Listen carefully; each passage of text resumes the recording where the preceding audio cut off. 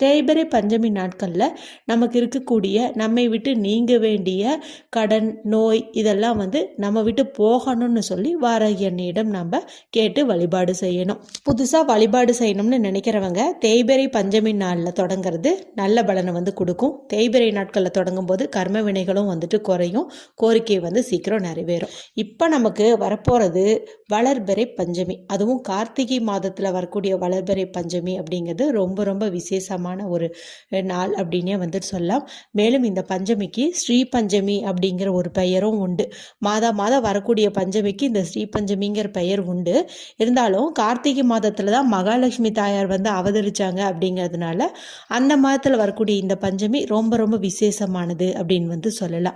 மேலும் இந்த முறை நமக்கு பஞ்சமியானது அதிசேர்க்கை கொண்ட ஒரு நாளாக தான் அமைஞ்சிருக்குது. சரி, முதல்ல எந்த தேதியில் வருது, எப்போ ஸ்டார்ட் ஆகுது, எப்போ முடியுது, இதெல்லாம்